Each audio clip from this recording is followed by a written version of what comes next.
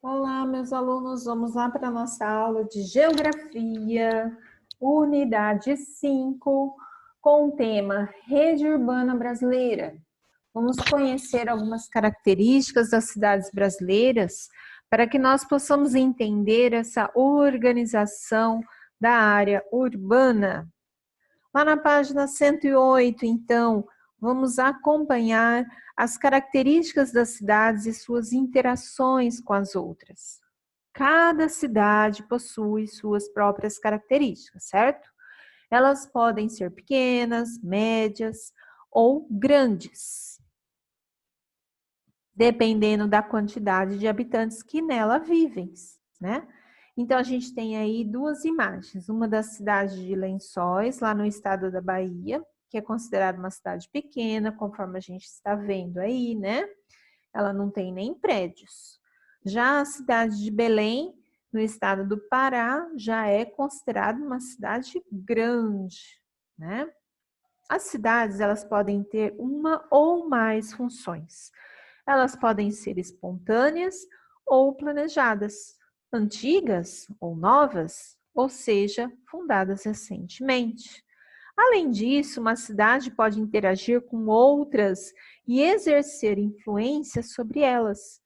Quando possui, por exemplo, mais atividades econômicas, ela tem uma infraestrutura urbana, que quer dizer o quê? Um conjunto de serviços básicos. Quando a gente fala em infraestrutura urbana, a gente está falando que essa cidade ela tem hospitais, ela tem escolas, ela tem rede de água e de esgoto, tem iluminação pública, tem transporte público. E isso, então, é uma infraestrutura básica urbana. É comum a população de cidades pequenas se dirigirem às cidades maiores em busca de emprego ou de alguns tipos de serviços, né? Os comércios que são disponíveis somente nas grandes cidades. Vamos então falar sobre o crescimento das cidades. Na imagem que está na página 109, a gente está vendo a demonstração do crescimento vertical, acompanha lá a flechinha, quer dizer para cima, e horizontal nas cidades brasileiras, que quer dizer quando ocorre, né, e se espalhando, ocupando áreas que antigamente eram rurais. Então, hoje, atualmente, a maior parte da população brasileira vive nas áreas urbanas. E quando a população urbana aumenta, as cidades crescem, tanto horizontalmente quanto verticalmente. Então, quando a gente fala de crescimento horizontal, é quando esses elementos urbanos, como ruas, avenidas, praças, comércio, linhas de transporte público, né, se espalham e ocupam áreas que anteriormente eram usadas como rurais. Quando a gente fala verticalmente, corresponde ao aumento da quantidade de edifícios, quer dizer, de prédios, né? Em geral, esse tipo de crescimento ocorre na área mais intensa, central da cidade, ok? Na página 110, falando ainda sobre o crescimento das cidades, a gente tem um exercício 1, onde está pedindo para que vocês circulem com uma caneta, pode ser lápis colorido, pode ser caneta grifa-texto. Vocês vão circular nessa imagem que está sendo apresentada para vocês, onde ocorre, então, o crescimento vertical. A gente acabou de falar que crescimento vertical é onde aparecem os prédios, então vocês têm que circular essa parte aí do fundo, né? Onde está todos os prédios, vocês vão circular, ok? Então, quando a gente falou, então, sobre crescimento das cidades, ele ocorre juntamente com o expressivo aumento da população. Tá? No Brasil, algumas cidades cresceram tanto que se tornaram grandes metrópoles. Nós vamos ver, então, falando sobre isso, nas cidades que estão apresentadas aí nessas imagens de satélite. na página 110. As imagens de satélites, elas são importantes porque elas servem para verificar esse crescimento das cidades, pela diferença entre as cores, né, as texturas da imagem. É possível analisar esse crescimento como na forma horizontal, né? Imagens que antes eram ocupadas pela área rural de um município passaram então a ser ocupadas pela área urbana. A gente tem aí 3 imagens mostrando uma área rural no estado do Mato Grosso, outra uma área rural e urbana lá no estado de Goiás e uma área totalmente urbanizada, localizada no município de Goiânia. Vamos responder, então, os exercícios 3 e 4, que estão no finalzinho da página 111. Como é possível identificar as zonas rurais e urbanas nessas imagens de satélite? Como que a gente pode perceber, gente? Observem aí com atenção. Tem cores diferentes? Sim, temos cores diferentes. Então, a gente consegue ver essas diferenças através das cores. A gente consegue ver que tem como se fossem texturas diferentes, né? Quando a gente vê uma área urbanizada, a gente vê que ela é totalmente cinza, né? A gente não vê praticamente o verde nessa imagem de satélite. Diferente de uma imagem da área rural, que a gente vê uma grande área verde. No número 4, a última imagem, que é essa área urbanizada de satélite, ela apresenta, então, uma área, o quê? Pouco urbanizada ou muito urbanizada? Muito urbanizada, né, pessoal? Porque a gente praticamente não está vendo nada de verde aí, né? Tudo bem? Vamos falar, então, agora sobre as cidades conurbadas. O que quer dizer isso, então? Algumas cidades vizinhas, elas podem apresentar um crescimento tão grande a ponto de se encontrarem, formando uma única mancha urbana. Por exemplo, esse fenômeno de encontro dessas áreas urbanas dos municípios, ele é denominado de conurbação. É o resultado do crescimento horizontal das áreas urbanas, que lembram quando a gente viu lá na unidade 3, quando a gente falou sobre migração pendular? É muito isso, tá? É muito comum nessas cidades conurbadas. Por exemplo, a gente pode citar o exemplo aqui na nossa cidade, São José do Rio Preto e a cidadezinha de Engenheiro Schmidt.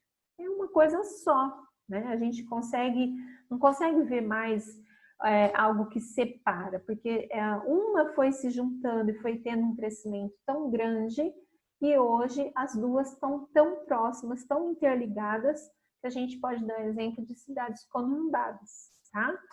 Então, a gente tem outro exemplo aí, como a gente vê na cidade entre Ibitinga e Itaju, no estado de São Paulo, onde a gente vê que só tem uma placa lá no cantinho, ó, tá vendo? Uma ponte, é um rio, às vezes, que separa, né?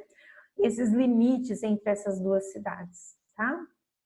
E agora, tem outros casos, como é o caso de Osasco e São Paulo, por exemplo, que praticamente assim, é uma avenida. De um lado é Osasco, do outro lado já é São Paulo. E cresceram tanto que os limites entre as cidades ficam até difíceis de serem percebidos na paisagem.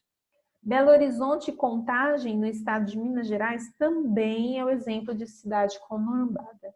A gente vê aí na imagem de satélite, que está sendo apresentada na página 113, que praticamente elas são uma só, né? De tão grandes que elas cresceram, se espalharam e se expandiram, que tornaram uma só. No número 5, então, está perguntando: quais elementos costumam ser utilizados para delimitar municípios cujas áreas urbanas sofreram conurbação? A gente viu aí nesses exemplos, pode ser ruas, pode ser avenidas, ou pode ser rios ou córregos, ok? Então, vamos falar agora sobre rede urbana.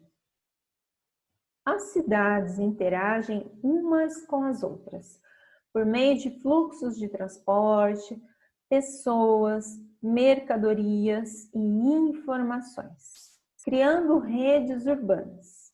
Essas redes são compostas por cidades de diversos tamanhos e graus de importância. Em uma rede urbana, as maiores e mais importantes cidades exercem influência sobre as demais. Podemos citar, por exemplo, a nossa cidade fazendo parte dessa rede urbana, pois, através da migração pendular, que a gente já aprendeu, muitas pessoas realizam esse movimento constante vindo de outras cidades para nós. Como a gente exemplificou anteriormente, quando a gente falou que São José do Rio Preto, chegam pessoas de todas as cidades aqui vizinhas, né? Como também tem pessoas daqui de São José do Rio Preto que saem para ir trabalhar nessas outras cidades. Tá? Então, nesse esquema que está sendo representado aí, a gente vê, né, que os fluxos de pessoas, informações, transportes e mercadorias vêm de um círculo para o outro, né? Quando a gente vê a representação do símbolo das cidades menores, que é uma forma geométrica do losango, amarelinha, e o círculo, que representa, então, as cidades com maior influência. Ok? Então, a gente pode dizer assim, que o círculo é São José do Rio Preto, e esses outros símbolos amarelinhos são as cidades ao nosso redor. Ok? Na página 114, na página 115, eu vou pedir para que vocês façam essa atividade em família. Vocês vão ter que procurar uma pessoa da família de vocês, ou um amigo, um próximo de vocês, tá? Não é para sair para fazer essa pesquisa, obviamente. E essa pesquisa tem o objetivo de descobrir se há uma cidade de grande importância próxima ao seu lugar de vivência. E aí tem as perguntas a serem feitas para essa pessoa que vocês vão entrevistar, tá? Então, fica como uma atividade para ser feita em família, ok? Vamos falar agora sobre hierarquia urbana. A rede urbana brasileira, que a gente acabou de falar, ela é composta por um conjunto de cidades classificadas de acordo com a importância para as demais localidades. Essa classificação, ela determina uma hierarquia urbana no território brasileiro e é estabelecida com base na dependência que algumas cidades menores têm em relação à oferta de infraestrutura, comércio, serviços, empregos que estão presentes nessas cidades maiores. Como a gente acabou de comentar, dando o exemplo da nossa cidade, mas a gente vai agora falar sobre uma forma bem mais ampla. Falando, por exemplo, da cidade de São Paulo. São Paulo, nós estamos dentro do estado de São Paulo. Qual é a capital do estado de São Paulo? São Paulo, coincidentemente. Ela foi classificada como grande metrópole nacional. Essa classificação, então, foi dada para as cidades que têm uma grande importância nacional e internacional. Já a cidade do Rio de Janeiro e de Brasília foram classificadas como metrópole nacional, porque elas têm uma grande importância econômica e política no nosso país. A classificação metrópole é dada para as cidades de elevado desenvolvimento urbano, espalhadas por todo o território brasileiro. E a classificação de capital regional, que é dada para as capitais que servem como referência para seus estados. Então, aí na página 116, vocês têm o exercício 6, com esse esquema que forma a hierarquia urbana de acordo com a classificação das cidades apresentadas agora nesta página 116. Então, vamos completar. Já tem o primeiro aí, ó. Diz Começando lá de baixo da seta, lá embaixo na página, tá em branco, não tá? Então, antes da metrópole, o que vem? A capital regional. Completa lá, então. Antes da metrópole, lá embaixo na página, o primeiro círculo de baixo para cima, escrevam capital regional.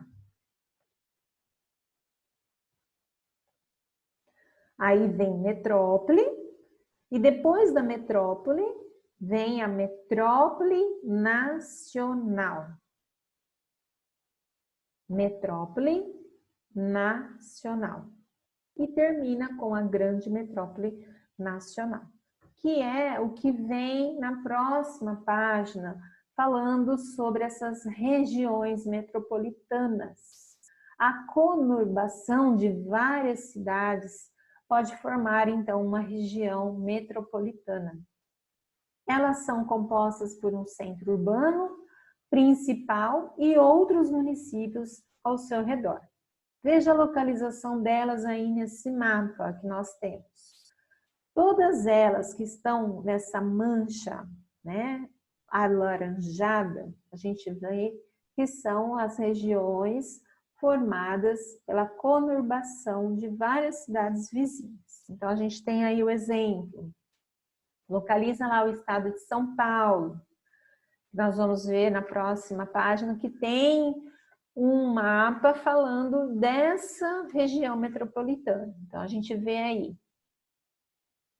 O estado nosso de São Paulo tem, o estado do Paraná tem, Santa Catarina, grande parte tem, Minas Gerais, Rio de Janeiro, lá na região Nordeste nós temos, na região Centro-Oeste nós temos a capital lá de Cuiabá envolvida nessa região metropolitana, e no Norte nós temos o estado de Roraima e Amazonas.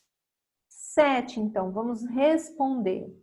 Onde está localizada a maior parte das regiões metropolitanas do Brasil? Então, a maior parte das regiões metropolitanas, de acordo com o mapa, está na alternativa B. B de bola, nas unidades de federação próximas ao litoral, ok? Analisando, então, o mapa que vem a seguir, e nós temos no exercício 8, lá no alto da página 118, quando pergunta, na unidade da federação, quando a gente fala unidade de federação, a gente está falando do nosso estado, em que a gente vive. Existe alguma região metropolitana? Então, a gente vive no estado de São Paulo, que é esse que está sendo apresentado no mapa. Então, existe uma região metropolitana? Sim. Qual é essa região metropolitana que a gente pode estar destacando aí? Osasco, Guarulhos e Diadema. No mapa nós temos aí uma legenda, tá? E aí a gente vê que a região metropolitana, então, de São Paulo, é a maior do país. Ela é composta por 39 municípios. Nós temos São Paulo, Osasco, Guarulhos e Diadema, conforme eu pedi para vocês colocarem aí no exercício 8. Em 2018, ela abrigava cerca de 21 milhões de habitantes. No Rio de Janeiro, ocupa a segunda posição, né, com Niterói e São Gonçalo e Duque de Caxias. E Belo Horizonte é a terceira maior do país, onde se destacam Belo Horizonte, Betim, Contagem e Sabará. Analisando esse mapa, nós temos aí, né, a região metropolitana de São Paulo. Quem, com certeza, alguns de vocês já foram para alguma dessas regiões aí. Nós temos aí, né, São Bernardo do Campo, São Caetano do Sul, Guarulhos, né? Aí é legal vocês estarem conhecendo e falar, olha, já fui para cá, olha, já fui nessa cidade. Então, agora vocês já estão identificando no mapa. No 9, está pedindo para que a gente possa discutir por que a cidade de São Paulo aparece destacada nesse mapa. Tá toda em verde aí. Por quê? Porque é a cidade de maior importância da região, devido à sua grande diversidade das atividades econômicas, ok? Então, ela é a cidade de maior importância devido à sua grande diversidade das atividades econômicas. Continuando, lá na página 120, nós temos o mapeando. Nós temos, então, um mapa que aparece aí da rede urbana do nosso Brasil, com uma legenda explicando, né, qual é a região grande metrópole nacional, qual é a metrópole nacional, qual é a metrópole, qual é a capital regional. Procurem localizar de acordo com esses símbolos. E depois, no final dessa aula, a gente pode estar respondendo juntos, ok? Analisem com atenção. Será importante para vocês tentarem responder sozinhos, ok? Na página seguinte, na página 122, vem como sugestão um jogo da memória, falando da hierarquia urbana, onde está lá no material complementar. Vocês podem fazer, brincar entre os seus familiares, está lá na página 185 e 187, tá? Brinquem, se divirtam com esse jogo da memória, que é bem legal. E por último, a gente tem aí uma imagem de um artista, né, que em muitas cidades hoje a gente consegue identificar desenhos feitos em muros, prédios, em locais públicos, e esses desenhos são denominados de grafites. Trata-se do tipo de arte urbana, né, mais comum hoje nas cidades do mundo todo.